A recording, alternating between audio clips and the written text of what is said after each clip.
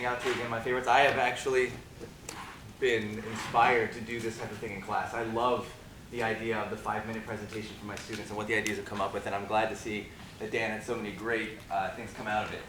I don't know about you, but I was a coach for 12 years. I coached boys track. I don't know how many of you coach anything. How many of you have been involved in music either? You've played an instrument or whatever. When it comes to, I double majored in math and music. I'm a saxophone player, a singer. Yeah. Nice. See, I got a script for that. That's awesome. And I coached as well. I coached for 12, like I said, I coached for 12 years. I started out coaching cross country and distance runners. And then I moved to be the head coach of the team. And you don't coach the distance runners when you're the head coach. You've got to be on campus. So I started coaching sprinting and hurdling, and I started to learn how to do that as well. So the interesting thing was my first year of coaching those sprinters and hurdlers, I would just take them out for a mile run. We'd come back, we'd sit and stretch, and then we'd go do our workout, which makes no sense for sprinters. That's a distance runner's warm-up. Go run a mile, maybe sit and stretch, maybe not even. You just go run. But for sprinters, if you're about to engage in significant active dynamic workouts, you need to do a significant active dynamic warm-up for that activity. For throwers, you need to work on power production and turning. For jumpers, you need to work on elasticity. You need to do everything specific to that activity. And for math students, they need to think about math before they can start doing math in our class. And a lot of the time, I would have kids come in, sit down, take out your homework. We're going to go over the 5 problems you didn't understand last night that the 4 people who were interested in mentioning them brought up. And we're going to go over those 3 things. And that is not warming kids up for math, in my opinion. So I really don't think that, what I was going to say, oh yeah, that's me. Why should we warm up at all? I don't really think that that is what we need to do when we warm up. So I set up a warm-up system that doesn't matter what I'm doing in lesson that day. My talk yesterday was on what I call unanswerable questions. And I call unanswerable questions instead of statistical questions, because although statistical questions imply variability and activity within that process, students don't like the word statistics a lot when they want to get challenged. They like unanswerable because they want to beat me and they want to answer it. So I asked unanswerable questions. So I developed a process where I can actually come up with a random chooser. I go to Google, and how many of you gone to Google and halfway through your sentence it starts finishing your sentence for you, right? Never do this in front of the kids. You don't know what's going to come up. Just try Google how many teachers and see what comes up after that. Your kids will be excited to answer those questions. So I started asking half of a question and seeing which one I liked, came up with options that I liked. And then I took that and I screenshot it.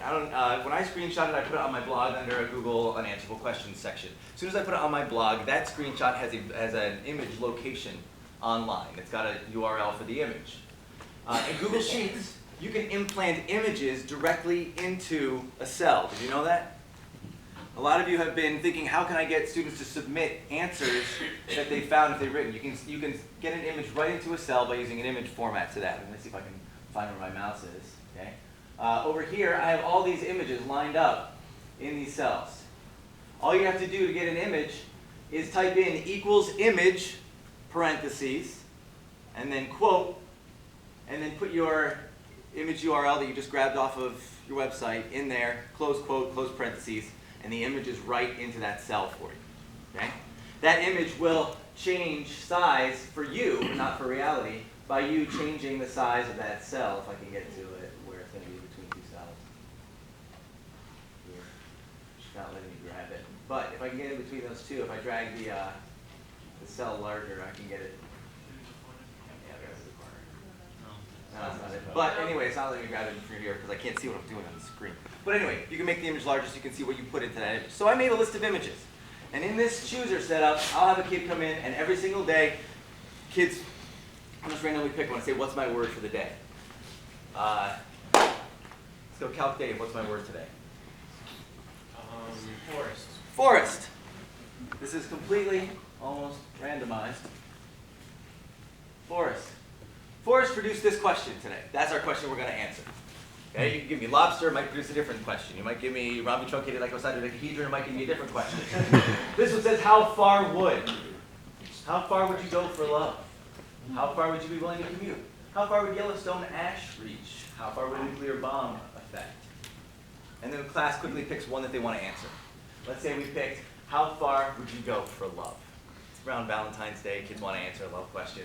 So I'm lucky enough to have enough devices for my students in the class that they can quickly either take out a Chromebook or maybe they can take out their own iPad or their own phone, look up some information.